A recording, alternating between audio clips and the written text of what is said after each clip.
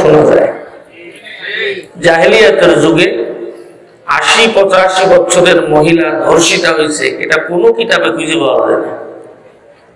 কিন্তু বর্তমান সময়ে ৮০-৮২-৮৫ বছরের মহিলা তারও ইজ্জত হরণ হয়েছে, ধর্ষিতা হয়েছে, এমন রেকর্ড আছে না নাই?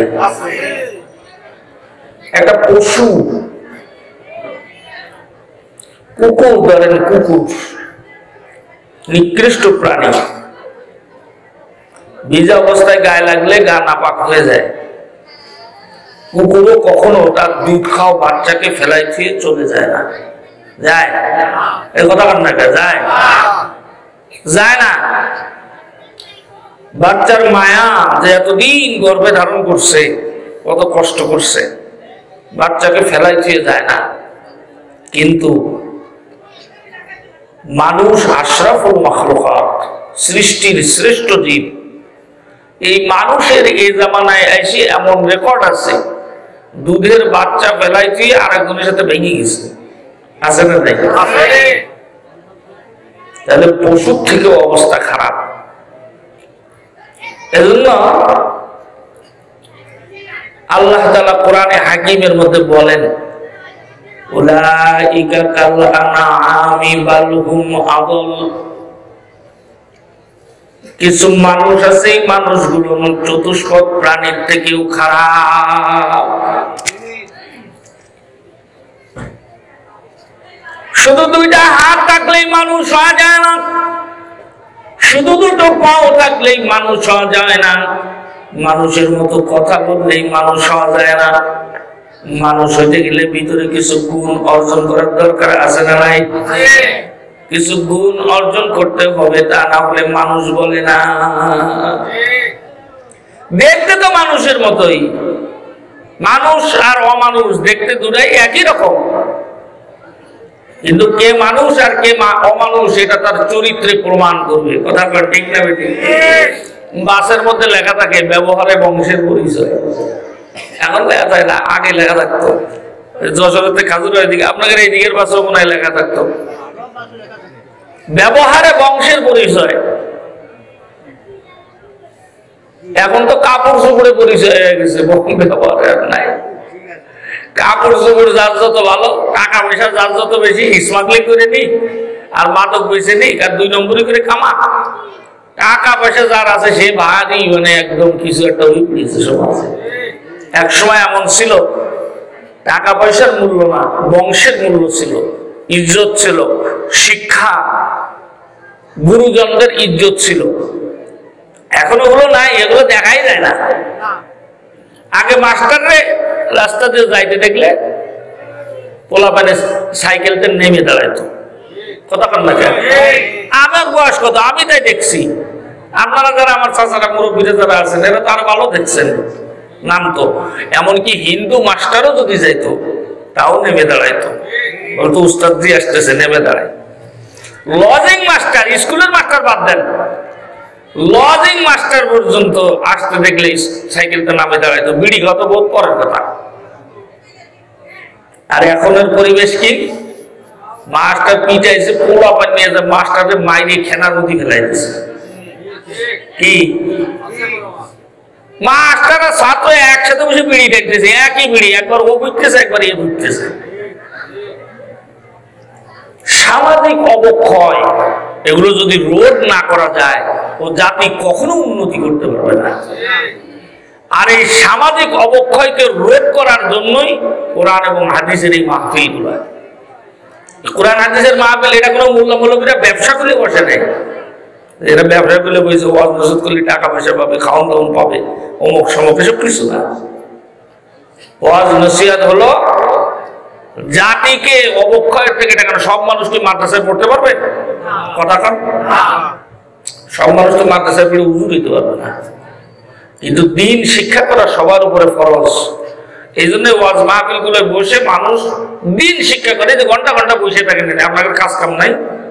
আমরা যে এত দূরে আসছি, আইসে এনে বসে বকবক করতেছি, আমাদের কাজ কাম নাই? সবার কাজ আছে। তার মানে যেটা করতেছে এটা কাজ না, এটা একটা কাজ। এই কথা কাম না কেন? এক বুজুর্গ একবার বসে রয়েছেন মসজিদের ইমাম সাহেব, ইমাম সাহেবের ইজ্জত করবেন, আল্লাহ পাক আপনার জীবন চমকাই দিবে। ইমাম যে হয় হোক, যা হয় হোক, আপনার সে তো ভালো। কি করেন? ইমাম সাহেব দাঁড়াই করে মুছছে কোনোদিন? আপনি তো কোনো কালে দাঁড়াই মুতেছেন, আপনি কোনো কালে ফায়সা কথা কইছেন, টিভি দেখছেন, কত ধরনের গুনার কাজ আপনার জীবনে আছে। না মোল্লা হয়েছেন, 2 দিন হুজুরের মুড়ি দিয়েছেন, না তাবলিগে গেছেন, না কোনো জায়গায় যে একটু হুজুর সাজিয়েছেন।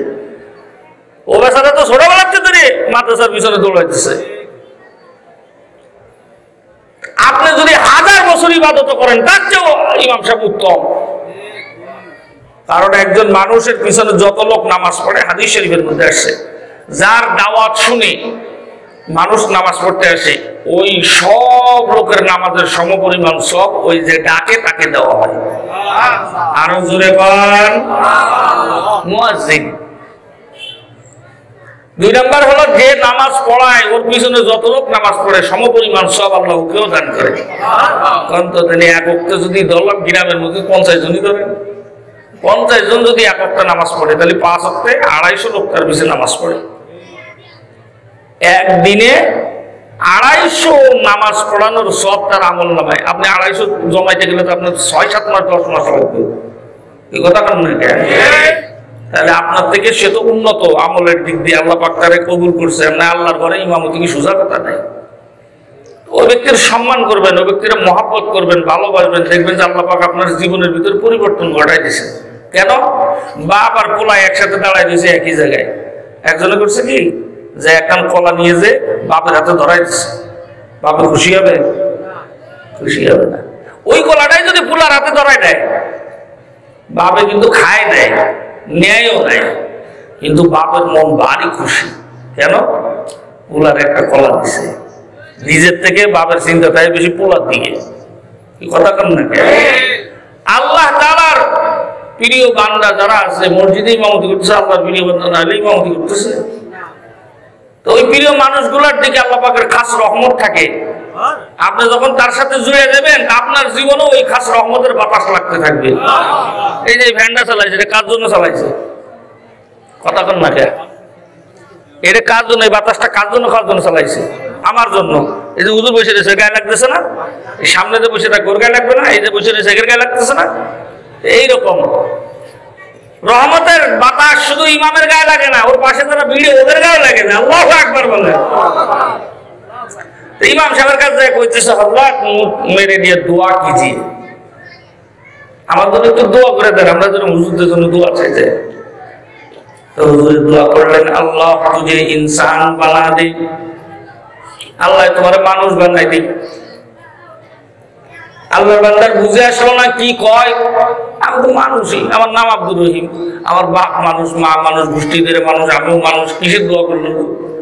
মনে করছে মাথা ঠিক নাই, আজকে যায় আর একদিন এসে দোয়াছে মনে কিসের কি চিন্তা করতেছে। আবার একদিন গেছে, যায় করতেছে, হযরত মেরে লিয়ে কুছ দোয়া कीजिए, দোয়া করে দেন। হুজুরের মাথার মধ্যে হাত রেখে দোয়া করলেন, আল্লাহ তুঝে ইনসান বানা দে। দ্বিতীয় দিন ওই ব্যক্তির মনটা খারাপ, হুজুর এটা কি দোয়া করলো আমার জন্য।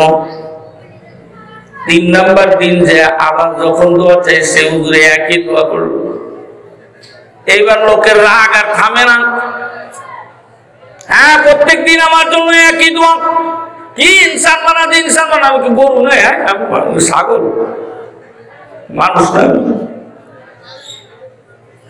মানুষের 2টা চোখ আছে, একটা চোখ হলো এই চর্মচক্ষু, আর একটা চোখ আছে যেটা আল্লাহ পাক অন্তরে দান করছেন। চর্মচক্ষু দিয়ে উপরের জিনিস দেখা যায়, আর অন্তরের চক্ষু দিয়ে ভিতরের জিনিস দেখা যায়। এই অন্তর চক্ষু আল্লাহ পাক সকলকে দান করেন না। কিছু মুরাকাবা মুশাহাদা আছে, জিকির আজকার আছে, সোহবত আছে, কোরআন কারীম তিলাওয়াত করলে, ইবাদত বন্দেগী করলে অন্তর চক্ষু খুলে যায়। তখন সাধারণ মানুষ যা দেখতে পারে না, ওই ব্যক্তি তাও দেখতে পায়। আল্লাহর ওলি মাথার রুমালটা খুলে ওই ব্যক্তির মাথার উপরে দিয়া দিলেন। যেই মাত্র দিয়া দিছে, এইবার লাঠিটা নিয়ে, হুজুরের লাঠি নিয়ে বাজারে ঢুকে পড়ছে। সামনে যারে পায় তারে পিটায়, যারে পায় তারে পিটায়, যারে পায় তারে পিটায়। হুজুরের দৌড়ায় যায়, তাড়াতাড়ি করে রুমালটা টান দিয়ে খুলে ফেলছে, হাতের লাঠিও নিয়ে নিছে। বলে তোমার কি এত মানুষের মারার পারমিশন দিছি নাকি আমি? আল্লাহর বান্দা কান্দে আর বলে হুজুর আল্লাহর কসম একটা মানুষের গায়ে আমি বাড়ি দেই নাই। আপনার রুমালটা যখন আমার মাথার উপরে দিয়ে দিয়েছেন, আমি টাকা দেখতেছি বাজারের মধ্যে একটাও মানুষ নাই। কুকুরে বিক্রি করতেছে, ছাগলে কিনতেছে, গরুতে হাট বসাইছে, শুকর বসে আছে, সাপ বসে আছে। আপনি কইতে পারেন গোপাল ভাড়ের গল্প নিয়ে আইছেন কইতে, গোপাল ভাড়ের গল্প। এটা গোপাল ভাড়ের গল্প না, এমন কিছু মানুষ আল্লাহ দুনিয়ায় এখনো রাখছে। হাদিস শরীফের মধ্যে আছে রাহমাতুল লিল আলামিন ঘরের মধ্যে ঢুকছেন, হযরত মা আয়েশা দৌড়ায় আয়েশা গামছা দিয়ে গা মুছে দিতেছে। আল্লাহর নবী বলে আয়েশা কেন গা মুছো, কি জন্য গা মুছতেছো? বলে রাহমাতুল লিল আলামিন বৃষ্টি পড়তেছে, বৃষ্টি এজন্য গাটা মুছে দিতেছি, ভিজে গেছেন তাই। রাহমাতুল লিল আলামিন মাথার রুমালটা সরায় ফেললো হযরত মা আয়েশা। বলে দেখো এইবার বৃষ্টি কোন জায়গায় পড়তেছে? এখন তো বৃষ্টি দেখা যায় না। রাহমাতুল লিল আলামিন বলে আয়েশা এটা দুনিয়ার পানির বৃষ্টি না, এটা রহমতের বৃষ্টি। আমার রুমাল যে তুমি মাথায় দিয়েছিলা, আমার রুমালের বদৌলতে তোমার চোখ দিয়ে আল্লাহ পাক রহমতের বৃষ্টি দেখাইছে। যখন রুমালটা খুলে দিছি এবার তুমি আর দেখতে পাও না। এটা হাদিস শরীফের ঘটনা। রাহমাতুল লিল আলামিনের রুমাল যদি আয়েশা মাথায় দিয়া রহমতের বৃষ্টির নজর দেখতে পায়, আল্লাহ ওয়ালাদের মাথার রুমাল মাথায় দিলে কি কিছু দেখা যায় না? জোরে কম দেখা যায় কিনা? ওই ব্যক্তি বলে হুজুর এই অবস্থা দেখলাম, মানুষ বাজারে একটাও নজরে পড়ে না। আল্লাহ বলে এই জন্য তোমার জন্য আমি দোয়া করেছিলাম, আল্লাহ তুঝে ইনসান বানা দে, আল্লাহ তোমারে মানুষ বানায়া দে। আল্লাহু আকবার। দোয়া করি আল্লাহ আমাদের সবাইকে মানুষ হওয়ার তৌফিক দান করে। জোরে বলেন আমিন। মানুষ হওয়ার জন্য যতগুলো ব্যবস্থাপনা আছে এর মধ্যে একটা হলো আল্লাহর কোরআন। কোরআনের মোতাবেক জীবন যাপন না করলে মানুষ হওয়া যাবে না। এই মানুষের বানানো মতবাদ যদি 1000 বছর ধরে আপনি আমি মানি, কখনো মানুষের ধারে কাছেও যাওয়া যাবে না। বরং মানুষের বানানো মতবাদ মানার কারণে আজকে লাভ কি হয়েছে? এই গণতন্ত্র, সমাজতন্ত্র এইসব প্রচুর মাথা ঢুকাই দিয়ে একটা লাভ আমাদের করাইছে। একই ছাদের নিচে ভিন্ন ভিন্ন হয়ে গেছে সব। বাপে করে একদল, ছেলে করে আর একদল, মায় করে আর একদল, বোনে করে আর একদল, একটা একটা ছবি দেখতে পারে না। এটা কি জান্নাত পাওয়ার জন্য নাকি দুনিয়ার দলদারিতে? দুনিয়ার দলদারিতে। আমার বন্ধুরা, যে আল্লাহ পাক আসমান বানাইছেন, জমিন বানাইছেন, চন্দ্র সূর্য সবকিছু যে আল্লাহ পাক বানাইছে, আপনাকে আমাকে যে আল্লাহ পাক বানাইছে, এই জমিনের ভিতরে শান্তি কায়েম করার জন্য একটা নীতিমালা, একটা সংবিধান ওই আল্লাহ দিয়ে দিয়েছেন। সেটার নাম হলো কোরআন। কোরআন লেখক হলো আল্লাহ। কোরআনের নামকরণ করেছেন আল্লাহ পাক। আল্লাহ নিজে বলেন ইন্নাহু লাকুরআনুন কারীম। আল্লাহু আকবার। এই কোরআনে, এই কিতাবের নাম রাখলাম কোরআন।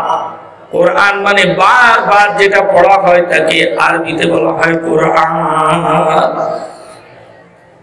আল্লাহ পাক এই কোরআন রাখছে বান্দা বারবার পড়বে এই জন্য। কিন্তু সমস্যা হলো মুসলমান বারবার তো দূরে থাক, বছরেও একবার পড়ে না।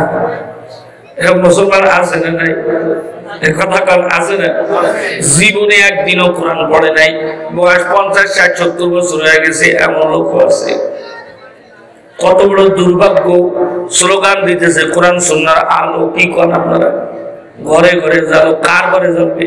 তুমি নিজে কোরআন পড়তে পারো না, তাহলে তোমার ঘরে কেমনে কোরআনের আলো জ্বলবে?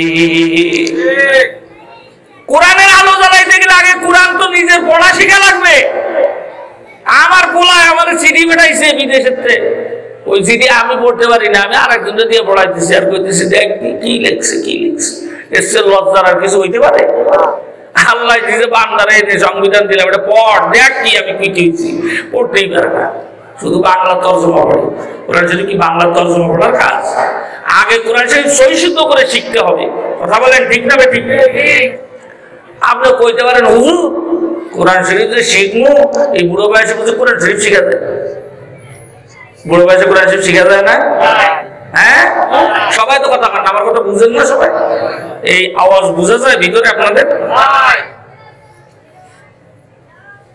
আরে যারা বিদেশ যায়, বিদেশ বুড়া বুড়ারা বিদেশ যায় না, বুড়া মানুষের ও ছেলে বেলে নাকি বুতিয়ে বিদেশ যাচ্ছে। যে দেশে যাবেন ওই দেশের ভিসা আনতে গেলে, এম্বাসিতে গেলে জিজ্ঞেস করে করবো না, কোরিয়া যাইবে, তো জিজ্ঞেস করবে তুমি যে আপনি যে কোরিয়া যাবেন কি জন্য যাবেন? অমুক জন্য। ভাষা পারেন? আপনি দেখেন না আমি বাংলায় কথা করতে পারি, নিয়ে যাবেন? জীবনও ভিসা দিবেন আপনার। আগে বলবে কোরিয়ার ভাষা শিখেন না, কোরিয়ায় যে আপনি কি বাংলা কথা বলবেন না? বলবেন না কথা? তো বুড়ো বয়সে যদি কোরিয়ায় যাওয়ার জন্য কোরিয়ার ভাষা শিখতে পারে, লজ্জা না লাগে, বুড়ো বয়সে আপনার জান্নাতে যাওয়ার জন্য কি কোরআন শেখা যাবে না? যাবে? নারে তাকবীর, নারে তাকবীর। আল্লাহ আপনার মাহফিলের মধ্যে তোমার কাছে তৌফিক চাই, মরার আগে হইলো আমাদের কোরআন শেখার তৌফিক দান করো, সহি শুদ্ধ ভাবে। জোরে করা আমিন, আরো জোরে করা আমিন। হাত নামান। ইমাম গাজালি রাহমাতুল্লাহি আলাইহি এই ঘটনাগুলো এই জন্য বলা, এগুলো পূর্বের যুগের কথাগুলো শুনলে আমাদের ইমান তাজা হবে। আর যে বাপ দাদার কথা ভুলে যায় ও ভালো ছেলে না। কি কথা? যে বংশের লোক ওই বংশের বাপ দাদার ইতিহাসটার মনে রাখার দরকার না? তা আমরা যে মুসলমান, আমাদের পিছনে বাপদাদারা কিভাবে ইসলামটা এই পর্যন্ত আনছে, এই দুটো একটা ঘটনা যদি না শুনেন আপনি কেমনে বুঝবেন কিভাবে আইছে? আপনি শুধু বাইরে যাই কি তাফসির করলো, কোরআনের একটাও করলো না, শুধু কিস্সা কাহিনী হয়ে গেল। কিস্সা তো আমার বাপের বিয়ের কিস্সা কইতেছি না, এটা আপনাদের শেখার জন্য পূর্বসূরি বুজুর্গরা কিভাবে শিখছেন, কিভাবে ইসলাম প্রচার করছেন এটা জানার দরকার আছে না? ইমানের জোরে যে নারায় তাকবীর দিলেন আপনি, আপনার নারায় তাকবীরে সামিয়ানাও তো নড়ে নাই। আর হযরত শাহজালাল ইয়ামানি রাহমাতুল্লাহ আলাইহি যখন আসছেন ইমানের দাওয়াত নিয়ে আসছেন, তখন সব কাফের আর কাফের আসছেন হিন্দুস্তানের মধ্যে। আইসে খাজা মঈনুদ্দিন চিশতি রাহমাতুল্লাহি আলাইহি, ওনারা সব একসাথে আইছে। শাহজালাল ইয়ামানি, এরপরে যে বাকেরহাটের একজন, ওনারা তো এইদিকে আইছে, ওনারা ওই দিক রয়েছে। আসছে পরে মন্দির, বিভিন্ন জায়গায় মন্দির মন্দির এগুলোর মধ্যে পূজা টুজা চলতেছে। আসরের নামাজের সময় হয়ে গেছে, তারিখে হিন্দের মধ্যে আমি এটা পড়ছি। আসরের নামাজের যখন সময় হয়ে গেছে, তো মঈনুদ্দিন চিশতি রাহমাতুল্লাহ আলাইহি ওই যে পুরোহিত থাকে না, ওই যে মন্দিরের ভিতরে যারা সেবা শুশ্রূষা করে, ওদের একজনকে কইতেছে, এ ভাই একটু পানি এনে দাও তো, ওযু করব। ও তো দেখে বুঝছে এটা আমাদের ধর্মের লোক না, কারণ পোশাক দেখলে বোঝা যায় কে কোন ধর্মের লোক। কিন্তু দুঃখের কথা হলো মুসলমানের পোশাক দেখে বোঝার কায়দা নেই যে মুসলমান না অন্য ধর্মের লোক। কথা কার ঠিক? কয় পোশাকের মধ্যে ইসলাম, দাড়ির মধ্যে ইসলাম, টুপির মধ্যে ইসলাম। ইসলামটা কোন জায়গায় একটু কোনদিন শুনি, কোন জায়গায় ইসলাম? পোশাকে যদি দাম না থাকে তাহলে পুলিশ যদি সিভিল পোশাকে ঘুরিয়ে বেড়ায় কেউ দাম দেবে? যা কাপড় ঘুরিয়ে গেছে মতন পরিমাণ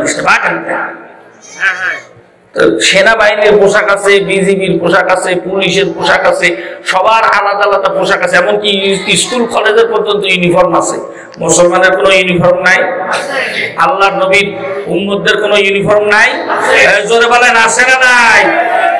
জেলখানার কয়দিকে পর্যন্ত পোশাক আছে। আল্লাহর নবী নবীর পোশাকের কথা হাদিস শরীফে লেখা আছে। নবী কেমন পোশাক পরছেন, কতদূর লম্বা ছিল, কেমন চওড়া ছিল, কি কালারের পরতেন, সব লেখা আছে। আপনি মানলে মানলেন, না মানলে কি, মরার পরে মানলেন। মরার পরে তো মানাই লাগবে, ওষুধ ছাড় নেই। কি কথা ঠিক না?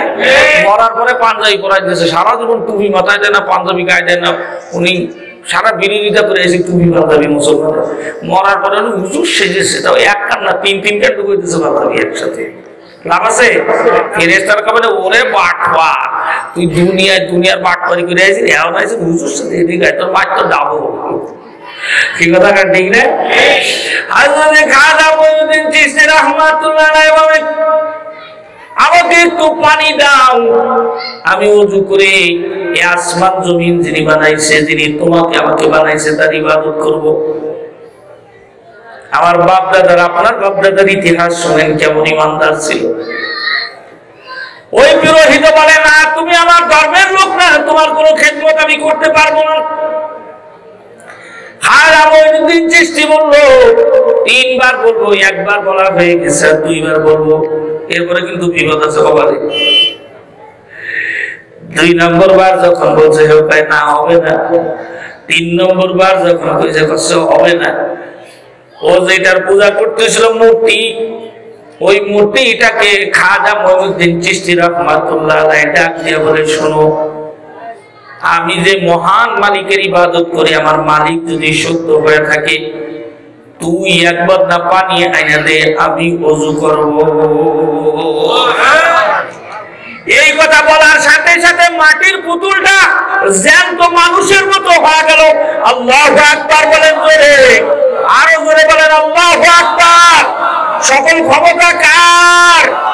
ওহু আলা কুল্লি শাইইন কাদির। আল্লাহ বলে, আমি সব কিছু করার ক্ষমতা রাখি, আমি ইচ্ছা করলে বাঘের পর্যন্ত কথা কইতে পারি। বুখারী শরীফের মধ্যে আসছে, এক রাখালে ছাগল চড়াইতেছে, বাঘে এসে ছাগল খান ধরছে, কৃষকের ছিল সে আমার ছাগল নিয়ে গেল, ছাগল নিয়ে গেল, বাঘের জবান আল্লাহ খুলে দিচ্ছে। বুখারী শরীফের 2 খণ্ডের মধ্যে হাদিস আসছে। বাঘে কইতেছে, এই চপ, চিল্লাচিল্লি করতেছে, তোর কাছে অনুমতি না লাগবে তো ছাগল নিতে, বেকুব কোথাকার, আমার কাছে কোনো শরীয়ত আছে? আমার তো আল্লাহ যাত্রা পাবে তারটা খাওয়ার অনুমতি দিয়ে দিচ্ছে। কি কর, বাঘের কোনো শরীয়ত আছে? হালাল হারাম আছে? এই কইছে। আর রাখালের কি ছাগলের চিন্তা আছে? রাখালে কইতেছে, ইয়া আলাল আজাব, এই আশ্চর্য ব্যাপার, এই দেখো বাঘে কথা করছে, বাঘে কথা করছে। বাঘ কাছে এইটা শুনে আশ্চর্য হয়েছে, এসে আরো আশ্চর্য খবর আছে, শুনবা? কি সারা দুনিয়ার মানুষ যখন মূর্তি পূজা করতেছে, ওই সময় একজন মানুষ আল্লাহর কুদরতি কদমে সিজদা দিয়ে বাইতুল্লাহর পাশে পড়ে আছে, বাস্তি চালি তার কাছে যে মুসলমান হয়েছে। আল্লাহ যদি দিনের বুঝ দেয়, তাহলে আল্লাহ আগের যে দাওয়াত দিয়েও ঈমান আনায় দেয়। আর যদি হিদায়াত না থাকে, নবীর ঘরে জন্ম হয়েও হিদায়াত নেই। কথা কার ঠিক না বেঠিক? কিতাবের ভিতরে লেখে, ওই মূর্তিটা মানুষের মতো হাঁটতে হাঁটতে যাইয়া পানি নিয়া খাজা মঈনুদ্দিন চিশতির হাতে ধরায় দিছে। আল্লাহু আকবার বলেন, জোরে বলেন আল্লাহু আকবার। ওই পুরোহিত কেউ নেয়ার আছে, ও তো বেহুশে উসারাই গেছিল। সব মানুষগুলো এটা দেখে আশ্চর্য হয়ে গেল। কিতাবের ভিতরে লেগে 1 জন 2 জন না, 10,000 লোক ওই কাহিনী দেখে মুসলমান হয়ে গেছে। আর এখন আপনার আমার অবস্থা কি? নামাজ পড়তে পড়তে কপালে দাগ পড়ে গেছে, মানুষের জমি আইলে ঠেলা বন্ধ হয় নাই, সুদের ব্যবসা বন্ধ করে নিয়ে হজ করতে করতে যায় নামাজ ভরিয়ে গেছে আলমারি, কিন্তু সুদের ব্যবসা ছাড়তে পারে না, ঘুষের ব্যবসা ছাড়তে পারে না, ওজনে মানুষের কম দেওয়া ছাড়তে পারে না, মিথ্যা কথা বলা ছাড়তে পারে না, মা বাবার সাথে দুর্ব্যবহার করা ছাড়তে পারে না। কথা ঠিক না? মুসলমানের চরিত্র এগুলো। মুসলমানের চরিত্র তো এরকম ছিল না, যার কারণে মুসলমানের চরিত্র এরকম হওয়ার কারণে এখন করোনা এসে হানা দিছে। করোনা এখন কি হুজুরের বাদ দিতেছে? হুজুরের ধরে কাট করে ফেলেছে। কারণ বন্যার পানি যখন আসে তখন কি ইমাম সাহেবের বাড়ি ধুয়ে দেয়? ডোবে যান তো সবই ডোবে। আল্লাহ পাক ভূমিকম্প দিয়েছে, বৃষ্টির সময় বৃষ্টি নেই, রোদের সময় রোদ নেই, পানির সময় পানি নেই, শীতের সময় শীত নেই, সব উল্টো পাল্টা হয়ে গেছে। পোকা মাকড়ে খাইয়ে ফল ফুল সব নষ্ট করে দিলেন। আল্লাহ পাক ফল দিয়েছে কি পোকারে খাওয়ার জন্য না মানুষের খাওয়ার জন্য? মানুষের খাওয়ার জন্য। কিন্তু ওই ফল খাইয়ে মানুষ সুবহানাল্লাহ কয় না। আল্লাহ পাক ফলের মধ্যে পোকা দিয়েছে, পুতুর খাওয়ার দরকার নেই, পোকা খাক আর সুবহানাল্লাহ।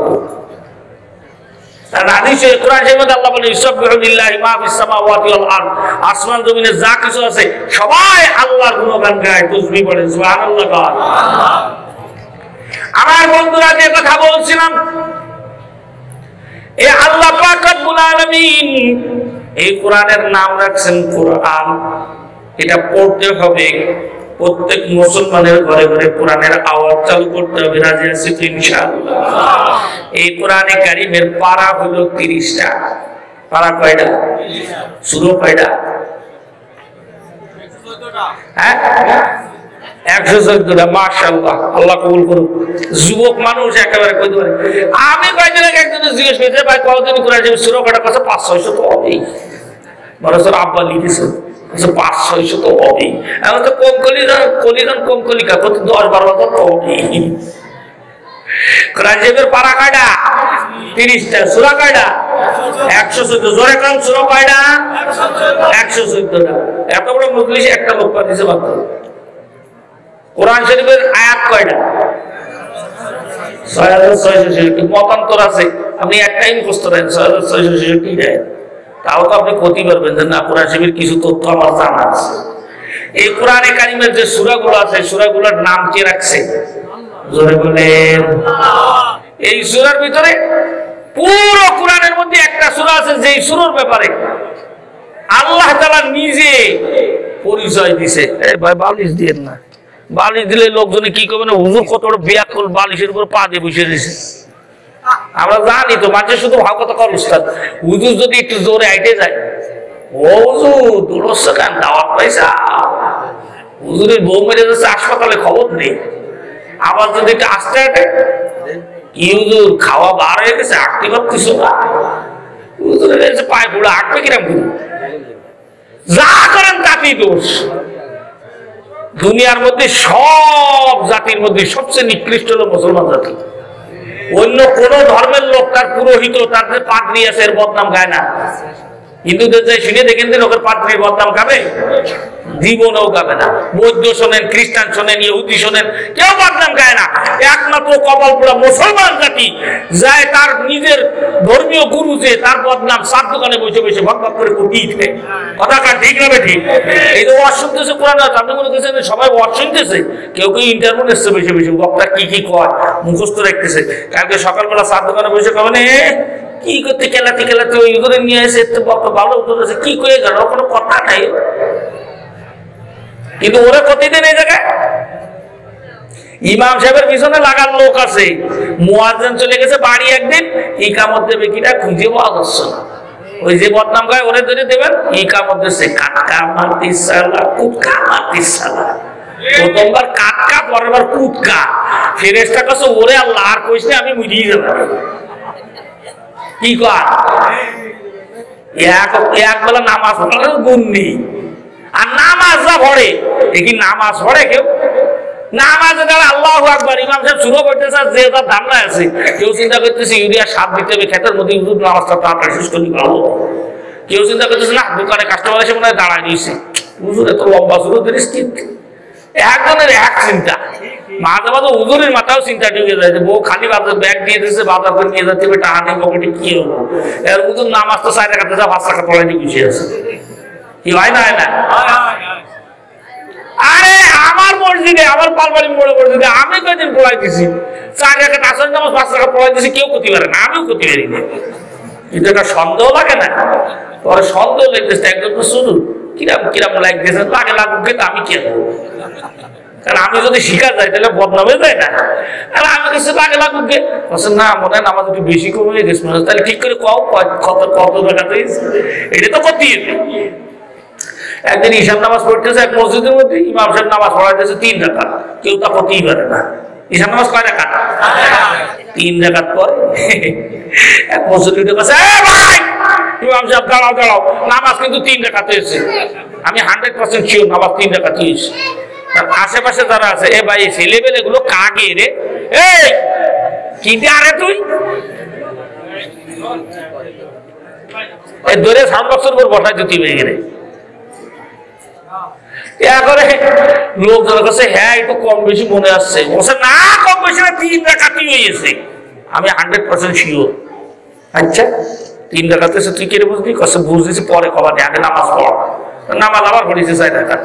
পরিবার যাওয়ার সময় সবাই তো মারহাবা দিচ্ছে, ভাই তুই একজন হুজুর, মাশাআল্লাহ তোর মন মেজাজ ভালো আছে, তুই নামাজ হইতে এত মনোযোগ দিয়ে নামাজ পড়িস, তুই তো জামানার বাইরে বুঝতে। আমি কাছে অত গুণগান গায়ে না দিন ভাই, শুনবা কাহিনি কি করে টের পাইছি।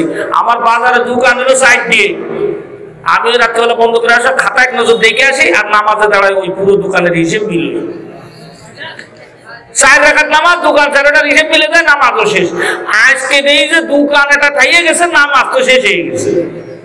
তখন আমি বললাম এরকম তো হতেই পারে না, নামাজ শেষ হবে আমার হিসেব মিলবে না, নিশ্চয়ই নামাজ 3 রাকাত হয়েছে, তা নাহলে আমার দোকানের হিসেব মিলেই যেত। এরকম নামাজ পড়লে কাজ হবে? জোরে কান কাজ হবে?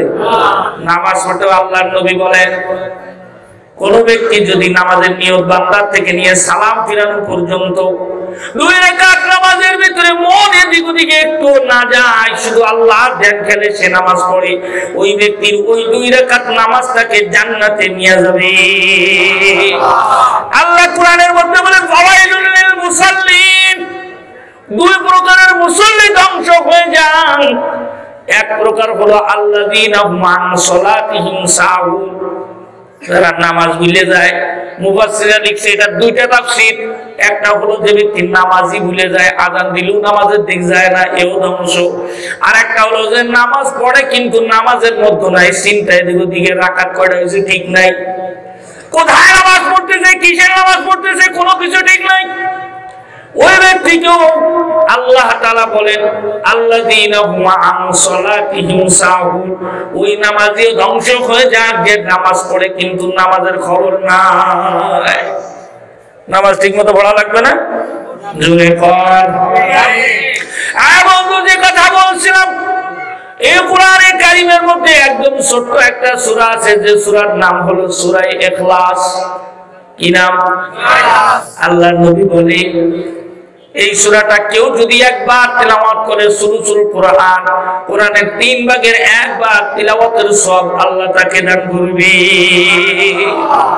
কুলুস সূরা ইখলাস করতেছে না গ্রামের লোকে, কুলুস করে সবাই, ঠিক না? বন্ধুরে আমার, যাদের মা বাপ মরে গেছে, একটা অনুরোধ করে যাই, মা বাবার নামে দান খয়রাত তো করবেনই, এমন একটা আমল আপনাদের শিখায় দেই। এই কুল হুয়াল্লাহ সূরা যদি কেউ 3 বার পড়ে, বিসমিল্লাহর সাথে 1 খতম কোরআনের সওয়াব হয়। জোরে কোন সুবহানাল্লাহ। ওরে যার মা নাই, যার বাবা নাই, সূরা ইখলাস 3 বার পড়তে 30 সেকেন্ড সময় লাগে না, 1 খতম কোরআনের সওয়াব হয়ে যায়। প্রত্যেক দিন যদি মা বাবার নামে এরকম 1 খতম করে পাঠান, সপ্তাহে কয় খতম হয়? জবান খুলে বলেন কয় খতম? মাসে কয় খতম? 30/31 খতম। আর বছরে হয় 365 খতম। কথা ঠিক না? এইরকম যদি আপনি 10 বছর, 15 বছর, 20 বছর পড়েন, শুধু আপনার কারণে আপনার মা বাবার কবরে কত খতম কোরআনের সওয়াব পাবে। চিন্তা করে দেখছেন কোনদিন? আধা মিনিট সময় ব্যয় করেন, 1 মিনিট সময় ব্যয় করেন। আল্লাহর নবী বিশ্বনবী রাহমাতুল লিল আলামিন মানুষকে দ্বীনের দাওয়াত দিতে যায় যখন বলতেন, এই মূর্তির পূজা করো না, এই মূর্তি তোমাদের খোদা না, খোদা একজন আছেন, তাকে দেখা যায় না, তাকে ধরা যায় না, তার কথা অনুভব করা যায় না। কাফেরের একদল কাফেররা এসে বললো, আচ্ছা আমরা তো এই যে সামনে একটা নিয়ে পূজা করতে, তুমি কার পূজা করতে? কে এসে? কয়জন এসে? তোমার খোদা কয়জন? তোমার খোদারে কে বানাইলো? তোমার খোদার থেকে কে হইল? তোমার খোদারে কি দিয়া বানাইছে? স্বর্ণ দিয়া, রূপা দিয়া, মাটি দিয়া, পাথর দিয়া? আমাদের খোদাকে আমরা ইচ্ছা করলে স্বর্ণ দিয়ে বানাতে পারি, রূপা দিয়ে, মাটি দিয়ে, যা ইচ্ছা বানাতে পারি। তোমার খোদার ক্ষমতা কত? একটু কত দেই। এই সব প্রশ্ন আল্লাহর ব্যাপারে যখন জিজ্ঞাসা করে বসলো, আল্লাহর নবী কি নিজ থেকে মন থেকে কোনো কথা বলেন? আল্লাহ বলে ওমা ইয়ানতিকু আনিল হাওয়া ইন হুয়া ইল্লা ওয়াহয়ুহা। আল্লাহু আকবার। আল্লাহ তাআলা বলে আমার হাবিব জীবনে কোনোদিন কোনো কথা নিজের থেকে বলে না, আমি যে কথাটা শিখাই দিব ওই দিব ওই কথাটা আমার হাবিব বলবে। আল্লাহ সম্পর্কে একটু জেনে নেন। আজকে জিজ্ঞাসা করা হলো যখন আল্লাহ নবী মাথা নিচু করে বসে রয়েছে, আল্লাহ তাআলা আল্লাহর হাবিবের মাথা নিচু দেখে ভালো লাগলো না, জিবরাইলকে পাঠায় দেয়া বলে যা জিবরাইল কোরআনের 114টা সূরার মধ্যে একটা সূরা পাঠায় দিলাম যে সূরার মধ্যে আমি আল্লাহর পরিচয় আমি আল্লাহ নিজে তুলে ধরলাম। আমার হাবিবকে বলে দিতে বল কুল হুয়াল্লাহু আহাদ। ও হাবিব আপনি বলে দেন, কুল হে নবী আপনি বলে দেন হুয়াল্লাহ আল্লাহ তিনি হইলেন আহাদ এক। আল্লাহু আকবার। তাফসীরে লেখছে লা শারীকা লাহু তার কোনো শরীক নাই। আমার আল্লাহ কয়জন? কয়জন? এই রকম কয়জন? নির্বাচন আসতেছে, মেম্বার চেয়ারম্যান নির্বাচন, এটা কাজে লাগান। ওরকম চিল্লে ফেলায় কোনো লাভ নেই, বরং যে সৃষ্টিকর্তা সৃষ্টি করছে তার ব্যাপারে একটু সাক্ষী দিলে কিয়ামতের ময়দানে এইটাও নাজাতের উসিলা হয়ে যেতে যে তোর কোনো ইবাদত কাজে লাগিনি। ওই যে মুফতি উসমান গনি কইছিল তুই যে কইছিলি মনের থেকে যে আমার আল্লাহ একজন, এইটাই আমার পছন্দ হয়েছে, যা তোর মাফ করে দিলাম। সুবহানাল্লাহ খান। আমার আল্লাহ কয়জন? এই আত্মসো করেন না, আটা কিন্তু পড়িয়ে দেবেন, পরে আর উঁচু করা লাগবে না জীবন। জোরে আমার আল্লাহ কয়জন? আরো জোরে, আরো জোরে। আর আল্লাহ বলে আল্লাহুস সামাদ। দুনিয়ার মানুষ যেমন দেখতে গেলে চোখ লাগে, শুনতে গেলে কান লাগে, বলতে গেলে মুখ লাগে, আল্লাহ বলেন আল্লাহুস সামাদ আমি আল্লাহ এগুলোর থেকে অমুখাপেক্ষী, বলতে গেলে আমার মুখ লাগে না, দেখতে গেলে চোখ লাগে না, শুনতে গেলে কান লাগে না। আল্লাহু আকবার জোরে বলেন। আমার মালিক এমন মালিক বলে আমার দেহ নাই, স্বর্ণ দিয়া রূপা দিয়া এগুলোর কোনো প্রশ্ন আসে না। আল্লাহ বলেন লাম ইয়ালিদ ওয়া লাম ইউলাদ আমি আল্লাহ কাউকে জন্ম দেই নাই, কারোর থেকে জন্ম নেই না। সুবহানাল্লাহ। নিজের পরিচয় নিজে দিতেছে। আমাদের সমাজে এক শ্রেণীর মানুষ আছে যারা কয় যে আমার একদিন একজন করতেছে গাদায় হুজুর আমরা তো ভারী গল্প দেন, আসমান জমিন কিছু নিজে নিজে, একটা ডিম তাই নিজে নিজে হতে পারে না, এত বড় আসমান কেড়ে নিজে নিজে হয়, জমিন কেড়ে নিজে নিজে হয়, এগুলো সব একজন বানাইছে। তা তো ঠিক। আচ্ছা তাহলে সব যদি বানানো ছাড়া হয় না তাহলে আল্লাহরে কিরা বানাইছে? কতদিন নাউজুবিল্লাহ কাঞ্জরে এদের কি বলে? নাস্তিক। কি কয়? কত সুন্দর যুক্তির কথা। আমি বললাম যে ভাই তা তো ঠিক কইছেন। আচ্ছা এই নাস্তিককে যদি আমি আল্লাহ পাকের কোরআনের এই আয়াত শুনে লাম ইয়ালিদ ওয়া লাম ইউলাদ আল্লাহ কারোর তো জন্ম নেয় না, কারোর দেয় না, ও মানবে? কথা কার? তো কোরআন শরীফই মানে না, আল্লাহরই মানে না, কোরআন মানলো কি? কোরআন তো পরের কথা, আল্লাহরই মানে না। আমি একটা সুন্দর কথা শুনতে একটু খারাপ জন্য, যে ব্যক্তি যে সন্তান তার বাপকে স্বীকার করে না ওরে কি সন্তান কয়? আপনারা যার করছেন গ্রামের ভাষা কয় যাইবু, ঠিক না? যাইনিও সন্তান। আর যে বান্দা আল্লাহরে স্বীকার করে না, যে তারে বানাইছে ওরাই স্বীকার করে না, ওরে কি বান্দা কয়? যাইনিও বান্দা। এই নাস্তিক যেগুলো এগুলো হলো যাইনিও বান্দা। কথা কয় ঠিক না বেটি? এইরকম এক নাস্তিকের একদিন সেকেন্ডে উঠেছে মনের মধ্যে 3 প্রশ্ন। বাদশাহ ও এলাকার মুসলমানকে ওয়ার্নিং দিয়েছে এই 3 প্রশ্নের উত্তর দিবি, আমরা দূর করে দেবো তোর সবগুলো। কি প্রশ্ন? 1 নম্বর, খুব খেয়াল করে শুনেন, ইমাম আযম আবু হানিফা রাহমাতুল্লাহ জীবনের মধ্যে পড়ছে। 1 নম্বর প্রশ্ন হলো আল্লাহ পাক এখন কি করতেছে প্রেজেন্টে, এটা আমরা কতিয়ে দেব, জমিনে বসে কতিয়ে দেব আল্লাহ পাক এখন কি করতেছে। 2 নম্বর আল্লাহ পাকের আগে কে ছিল। 3 নম্বর আল্লাহ পাক কোন দিকে তাকায় আছে এখন এইটাও কতিয়ে দেব। ভারী প্রশ্ন। প্রশ্ন শুনলে বোঝা যায় যে কত নম্বরের বলো। কথা ঠিক আল্লাহ পাক রব্বুল আলামিনের হাবিব বলে قال النبي صلى الله عليه وسلم تفكروا في خلق الله ولا تتفكروا في الله। ও আমার উম্মতরা আল্লাহর সৃষ্টি নিয়ে চিন্তা করো, খবরদার খবরদার কখনো আল্লাহকে নিয়ে চিন্তা করো না। আল্লাহর নিয়ে চিন্তা করলে তোমার ঈমান থাকবে না, কারণ যে ব্রেন যিনি দান করেছে তিনি তার সম্পর্কে চিন্তা করার মতো ক্ষমতা এই ব্রেনে দেয় না। তার হলো 220 দেশে 440 লাইন লাগায়, তার থাকবে? ব্রেনের ভিতরে যিনি ব্রেন বানাইছে তিনি চিন্তা করার মতো সুযোগ দেয় নাই। আল্লাহ নবী বলে চিন্তা যদি করতে হয় তাফাক্কারু ফি খালকিল্লাহ, আল্লাহর সৃষ্টি জীব নিয়ে চিন্তা করো। খায়রুম মিন ইবাদাতি 60 সানা, 60 বছর বেরিয়া ইবাদতের সওয়াব পাইবা। তাহলে তিন প্রশ্ন দিয়েছে, হুজুর এত কষ্টে কোরআন হাদিসে আল্লাহরই মানে না, কোরআন হাদিস দিয়ে কোনে পাবো? এর উত্তর বুঝতেই পারছে না। এর মধ্যেই মজমা বইছে কিনা উত্তর দিতে পারবে? ছোট্ট এক বাচ্চা লাভ কাছে হুজুর কোনো বিয়াদবি মনে না করলে আমি উত্তর দিতে পারবো। সুবহানাল্লাহ। আল্লাহ পাকের নিয়ম কি জানেন? শয়তানি যত কড়া হয় আল্লাহর রহমতও তত কড়া হয়ে যায়। আল্লাহর নবী প্রথম জামানায় বডিগার্ড মাঠ নিয়ে চলতো, তাফসীর কি তখন না করছে। 2-4 জন সাহাবী সব সময় সাথে থাকতো, কারণ কাফেরের এরিয়া কখন কিনা হামলা করে বসে। একদিন দারুন নদুয়ায় বসে আবু জেহেল সহ কয়েকজন মিলে মিটিং করেছে, করে করছে যে না আমাদের ধর্মের বিরুদ্ধে খারাপ করছে, ওরা রাখা যায় না, জানিয়ে দিতে হবে। এই কথা জিবরাইলকে উপরে বসে দিয়েছে, জিবরাইল ফিরিয়ে ফিরেছে। আল্লাহ কাছে জিবরাইল কি কয় রে? কথা আপনার বন্ধুরে জানিয়ে দিচ্ছে, কথা যা আজকে আমার বন্ধুরে যাই বল আজকে আমার বন্ধুর পাশে আর কেউ থাকা লাগবে না, আমি আল্লাহই আমার বন্ধুর জন্য যথেষ্ট। আল্লাহু আকবার। মুসলমানের কেউ না থাকুক কে আছে? মুসলমানের দুর্বল মনে করেন না, মুসলমানের ইমানি বল বড় কঠিন। মুসলমানের ইমান যদি শক্ত হয়ে যায়, একজন মুসলমানের আল্লাহু আকবারের ধ্বনিতে যত বড় কাফিরের উপর মসনদ কেঁপে যাবে ইনশাআল্লাহ। ইমান মজবুত করা লাগবে। এখন ইমামে আজম আবু হানিফা রাহমাতুল্লাহ আলাইহি, ওই ছোট্ট বাচ্চারা ইমামে আজম আবু হানিফা বলছে যে হুজুর আপনারা যদি বিয়াদবি মনে না করেন তাহলে আমি উত্তরটা দিয়ে দিই। কসে দাও, কসে না হেনে কব না, ওই কাফের জেনে মিটিং রেখেছে ওই দিন ওই জায়গায় কব। সুবহানাল্লাহ।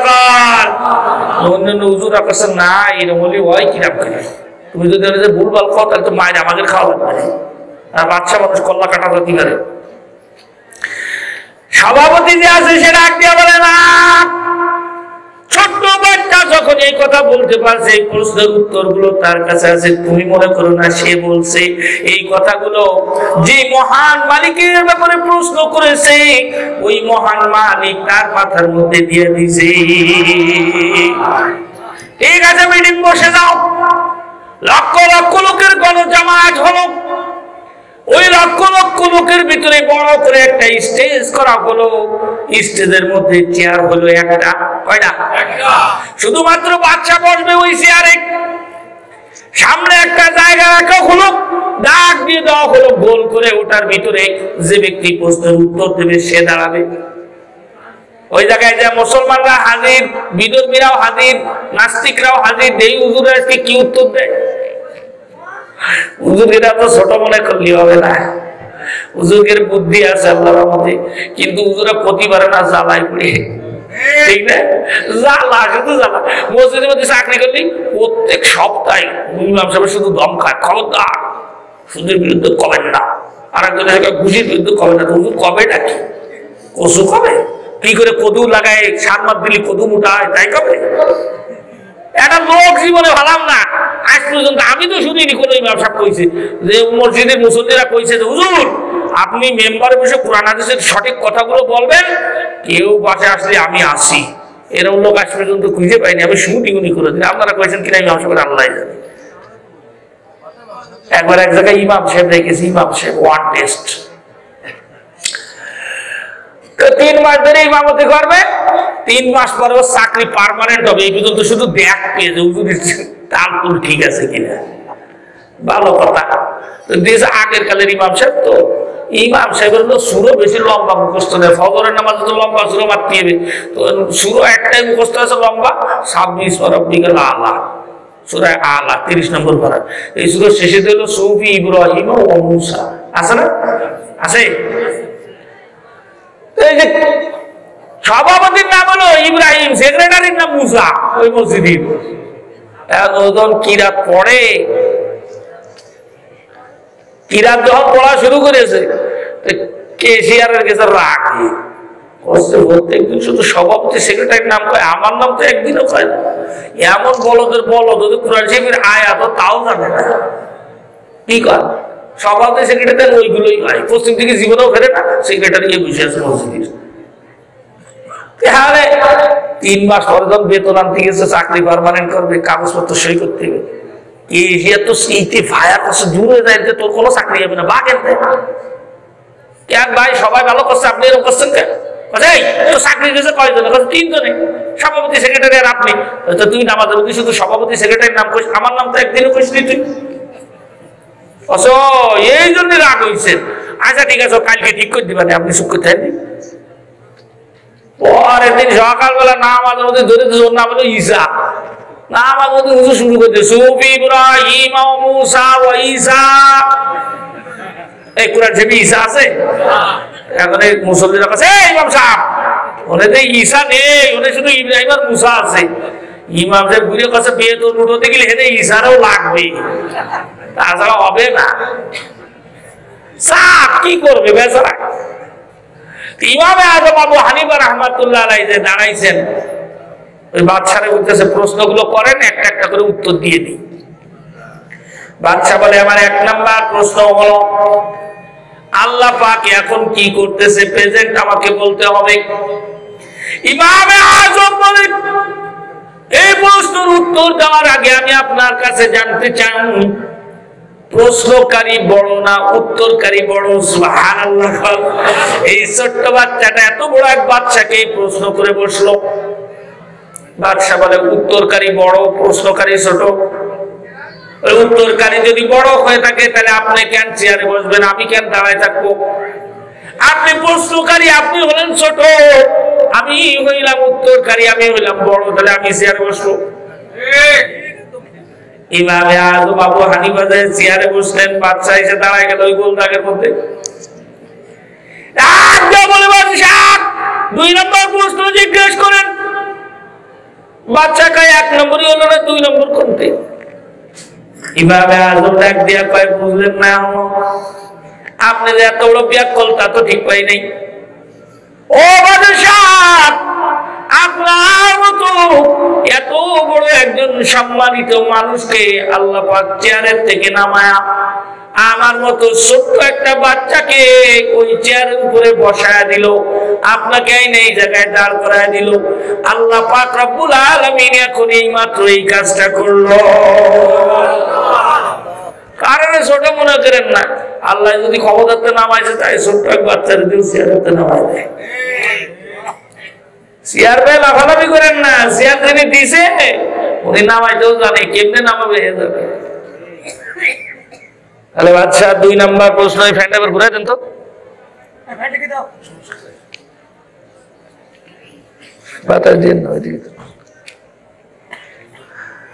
তাহলে 2 নম্বর প্রশ্ন হলো আল্লাহ পাকের আগে কে ছিল?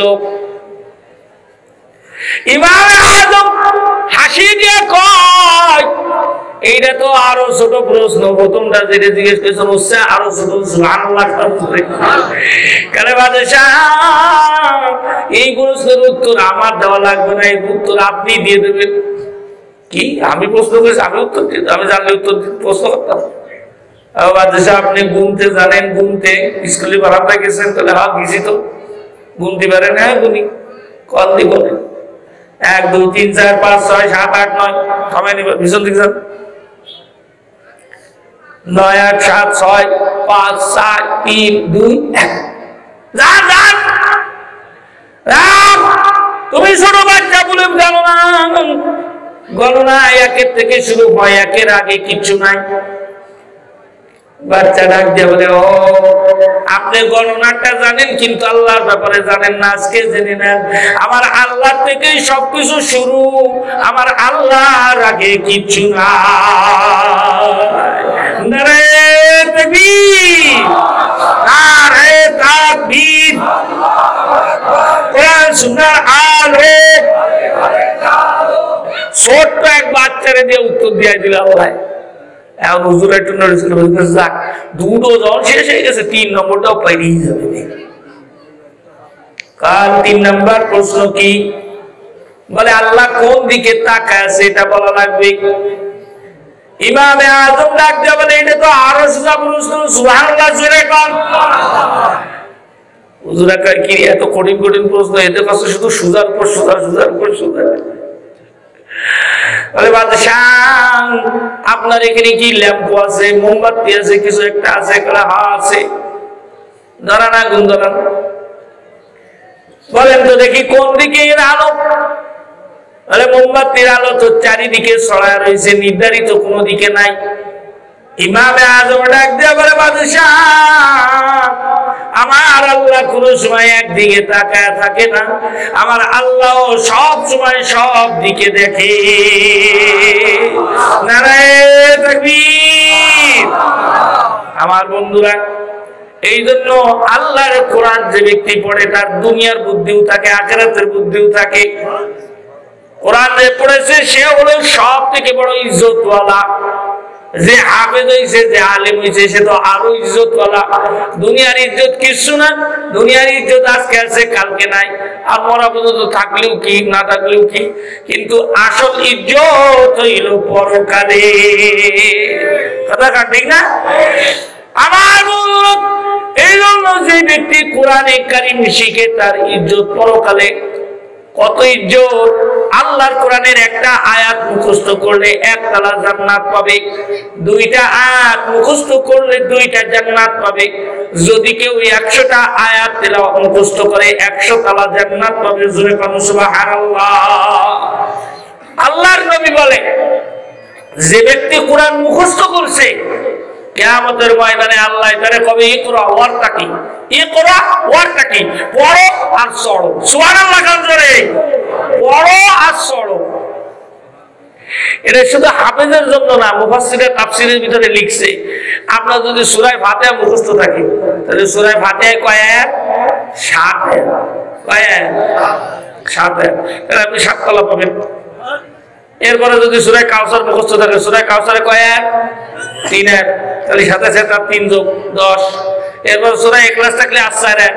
এরকম যত মুখস্থ করবেন প্রত্যেক আয়াতে 1 তালা করে জান্নাত পাবেন। সুবহানাল্লাহ। আল্লাহ বলবেন কিন্তু একটা শর্ত আছে।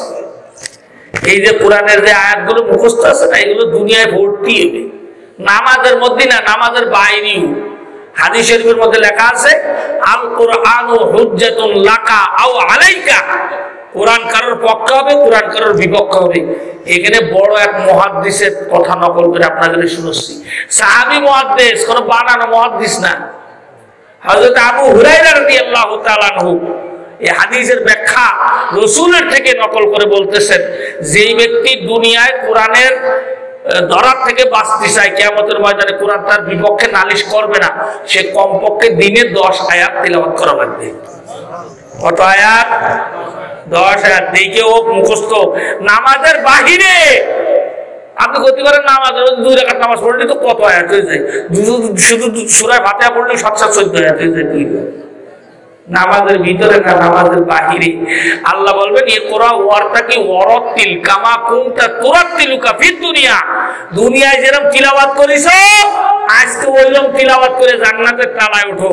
দুনিয়ায় যদি তিলাওয়াত না করে সে পরকালে যে পাবেই না। জিকির করেন লা ইলাহা ইল্লাল্লাহ।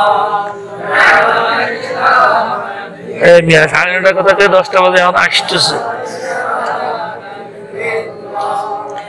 লা ইলাহা ইল্লাল্লাহ মুহাম্মাদুর রাসূলুল্লাহ। বন্ধুরা, আমরা যে কথা বলছিলাম আল্লাহ পাকের এই কালাম দিয়ে জান্নাতের তালা পাওয়া যায়। শুধু তাই না, দুনিয়ায় যদি কারোর অভাব অনটন হয় ওই ব্যক্তি আল্লাহর কালামের তিলাওয়াত করলে অভাব দূর হয়ে যাবে। সাহাবীদের মধ্যে সব থেকে বড় সাহাবী মুফতির নাম হলো হযরত আব্দুল্লাহ ইবনে মাসউদ রাদিয়াল্লাহু তাআলা। এত বড় মুফতি, সাহাবায়ে কেরামের মধ্যে কোন ধরনের মাসালা মাসাইল জিজ্ঞাসা করার দরকার হলে সব সাহাবী এক নামে বলে দিত আব্দুল্লাহ ইবনে মাসউদের কাছে যাও, তিনি যেটা বলবে সেটাই হলো ফতোয়া। আব্দুল্লাহ ইবনে মাসউদের কোনো ছেলে ছিল না, শুধুমাত্র ভাই। ইন্তেকাল হয়ে যায়, এক সাহাবী এসে বলে, ও আব্দুল্লাহ ইবনে মাসউদ, দুনিয়া থেকে চলে যাচ্ছ, তোমার মেয়ে দুইটার এখনো বিবাহ হয় নাই, কোন ইনকাম করে না, তুমি এমন কোন সম্পদ রেখে গেছো যে তারা খাইতে পারবে? তা না হলে তারা তো অভাবে ক্ষুধায় মারা যাবে। কে তাদেরকে ইনকাম করে খাওয়াবে, কে বাজার করে দিবে? খুব খেয়াল করে শোনেন, যারা চাকরি পান না, পড়ালেখা করে শুধু গুড়গুড় করে করেন, ওদের জন্য এটা একটা সবক। হযরত আব্দুল্লাহ ইবনে মাসউদ বলে, কেন ভাই, তুমি কি রাসূলের ওই হাদিসটা শোনো নাই? বলে, কোন হাদিসটা? বলে, ওই হাদিসটা যেটা আমি নিজের কানে শুনছি। আল্লাহর নবী মসজিদের মেম্বারে বসে বলেছেন, আমার যে উম্মত মাগরিবের নামাজ পড়ে সূরা ওয়াকিয়া তিলাওয়াত করবে, আল্লাহ পাক তার ঘরে কখনো অভাব দিবে না, অভাব দেবে না। তাহলে সূরা ওয়াকিয়া তিলাওয়াত করার দরকার আছে না? জোরে বলেন, আছে না নাই? এরপরে সূরা মুলুক আছে, যে ঈশার নামাজ পড়ে যে ব্যক্তি সূরা মুলুক পড়বে, কোরআনে কারীমের সূরা মুলুকের 2 নম্বর আয়াত আপনাদের সামনে তিলাওয়াত করছি। এই সূরা মুলুক যদি কেউ প্রত্যেকদিন ঈশার নামাজের পরে, ঈশার নামাজের পরে যে ব্যক্তি পড়বে, আল্লাহ নবী বলেন, ওই ব্যক্তি কবরের ভিতরে গেলে ওই ব্যক্তির জন্য সূরা মুলুকি যথেষ্ট, আর কিছু লাগবে না। সূরা মুলুকি তারে চারিপাশ ঘিরে রাখবে, জাহান্নামের আগুন গায়ে লাগতে দিবে না। ফেরেশতাকে সওয়ালের জবাব সে দিয়ে দিবে। সুবহানাল্লাহ কান জোরে। তাহলে সূরা মুলুক তিলাওয়াত করবেন তো ইনশাআল্লাহ। শুধু তাই না, কোরআনে কারীম এমন একটা কিতাব, কোরআন দিয়ে যদি কেউ ব্যক্তিগত সমস্যার সমাধান করতে চায় পারবে, পারিবারিক সমস্যার সমাধান করতে চায় তাও পারবে, সামাজিক ভাবে যদি কোনো সমস্যা দেখা যায় কোরআনের মধ্যে সমাধান আছে না নাই? যদি রাষ্ট্রীয় ভাবে কোনো সমস্যা আছে সেটার সমাধান কোরআনে আছে না নাই? অনেকে মনে করেছে কোরআন শরীফ মনে হয় শুধু মুর্দাবাদ যে পাশে খতম পড়ার জন্য আল্লাহ পাঠাইছে, কোরআন শরীফ নামাজের তিলাওয়াত করার জন্য পাঠাইছে না বন্ধু। সেই প্রথম কথায় ফিরে আসলাম, আল্লাহ তাআলা কোরআন দিয়েছে সংবিধান স্বরূপ, যদি রাষ্ট্রের কোনো সমস্যা হয় সেটাও কোরআন সমাধান করে দিবে। যেমন চোর, এত চোরের অভাব নাই, কইতে গেলে দোষ, ওয়াজ করতে যাবেন আগেই কানে কানে কয়ে দেয়, রাজনীতির কথা খবরদার করেন না। তার মানে রাজনীতির মধ্যে রাজনীতি নেই, শুধু চোরে বই নিয়ে গেছে। এখন শুধু কথা বলি চোরের কথা উঠে যাবে, তখন করে কি করছে। আপনারা দেখেছেন না, এই যে করোনার মধ্যে মানুষ যাচ্ছে মই দিয়ে, প্রধানমন্ত্রী কিছু চাল ডাল তেল মেল দিয়েছে, মানুষজন গরিব যারা আছে খাইয়ে দেয় বাসু। ও চোরের দল নিয়ে যে কি করবে, টাকা দিলে না পাচার করে দিত বিদেশে, দিয়েছে মাল, আর কি করবে, আইনে সব খাটের উপরে তেল সাজাই দিয়েছে, তোষক বাদে তেলের উপরে সচ্ছে। কথা ঠিক না ঠিক? মানুষ যাচ্ছে মই, ওর 14 গোষ্ঠী মিলে গোসল করলে ওই তেল শেষ হবে না, এত তেল নিয়ে বসিয়ে দিচ্ছে। কেউ চাল নিয়ে যে দিনে তার মধ্যে আমাকে বাসেই ইউনিয়নের চেয়ারম্যান চাল চুরি করে, এখন যেই শুনেছে যে পুলিশ এসেছে গ্রেপ্তার করতে, দুদক এসেছে খোঁজ দিই, চাল নিয়ে সব পুকুরের মধ্যে ফেলাই দিচ্ছে। আমি সে পুকুরও দেখে এসেছি, কতগুলো খবিস মানুষ যাচ্ছে মরিয়ে, আরো চুরির ধান্দা বন্ধ নেই। এই যে এত বড় একটা মহামারী, আল্লাহ সারা বিশ্ব থমকে গেছে, চোরের কি চুপ করে বসে আছে? একটা অফিসের পিয়ন 300 কোটি টাকার মালিক। এই যে ফরিদপুরে কালকে গেছিলাম মাহফিলে, যে এলাকায় গেছে যে বরকত না কি নাম যেন ছাত্রলীগের কি ছিল, 2000 না 3000 কোটি টাকা পাচার করে ফেলেছে। চিন্তা করেন, টাকার বস্তা যদি গাড়ি উঠে দেয় তো 14 গোষ্ঠী মিলে অত টাকা নিয়ে যেতে পারবে না। কত বড় ব্যাগ আর কত যে খাওয়া লাগে এখানে আল্লাহ জানে। এই চোরের গোষ্ঠীর সোজা করতে কোরআন শরীফের একটা আয়াতই যথেষ্ট। কথা বল না কে? আল্লাহ নিজে বলেন, ওমা ইয়াহকুম বিমা আনজালাল্লাহু ফাউলাইকা হুমুল ফাসিকুন কাফিরুন। দুটোই কইছে আল্লাহ, যারা আল্লাহর দেওয়া জীবন বিধান মানে না ওরা ফাসিক, ওরা কাফের। আল্লাহর কথা এলাকালি করলে আল্লাহর করতে দিবে। একটা শুধু চোরের ঘটনা শোনাই, আমার নবী যেরকম মাথায় পাগড়ি বেঁধে মেম্বারে দাঁড়ায় ইমামতি করছে, আবার যখন দরকার পড়েছে আমার নবী ওই কাপড়ের পাগড়ি খুলে লোহার টুপি পরে ময়দানে যে সেনাপতি হয়েছে। কথা বলেন ঠিক না ঠিক? তার মানে শুধু পাগড়ি পরে নামাজ পড়াই বুজুর্গি না, সময়ের প্রয়োজনে যদি দরকার পড়ে মাথায় লোহার টুপি পরা, এটাও ঈমান। আপনাকে মানতে হবে। শুধু তসবিহ হাতে নিয়ে বসে থাকেন না, সময় হলে ওই তসবিহ জায়গা অন্য কিছু ধরা লাগতে পারে। কি রাজি আছেন তো? না, সুবহানাল্লাহ কত সবাই রাজি। সুবহানাল্লাহ কান গা ফাটাই রাজি সুবহানাল্লাহকে। নারায়ে তাকবীর কোন চুপ করতে পারেন? জানা যে নারায়ে তাকবীর দিলে তো বিপদ। আল্লাহর নবী বিশ্ব নবী রাহমাতুল লিল আলামিন মসজিদের নববীতে বসে রয়েছেন। খুব খেয়াল করে শুনেন। হঠাৎ করে এক চোর আইছে। চোর হলো মহিলা চোর, কুরাইশ বংশের মহিলা। সে কুরাইশ কার বংশ? আমি চলে যাবো এখনই, আপনারা কথা করছেন না কেন? চলে যাবো? চলে যাবো? হ্যাঁ, 1 ঘন্টা কথা করছেন না। আমি চিলে চিলিতে মরে যাই আর আপনি বসে তার মুখে আটা দিয়ে চলে এসেছে। নারায়ে তাকবীর, নারায়ে তাকবীর। হুসাইনি সাহেবের আগমন, শুভেচ্ছা স্বাগতম, প্রধান বক্তার আগমন। এরকম আমার তো শুভেচ্ছা স্বাগতম দিলে দেন ওয়াজ করে কিনা? যদি ওয়াজ দয়া মায়া করে তাহলে শুনিয়ে বেশি বেশি। আর যদি ওয়াজ শুনতে চান, আমারে না কইতেন জন আসে ভালো মতো একদম তেজ দীপ্ত কণ্ঠে আওয়াজ দিতে হবে। রাজি আছেন তো ইনশাআল্লাহ? এটা হয়ে যাক জোরে 2 হাত উঁচু করে নারায়ে তাকবীর, আরে জোরে নারায়ে তাকবীর। কোরআন সুন্নাহর আলো,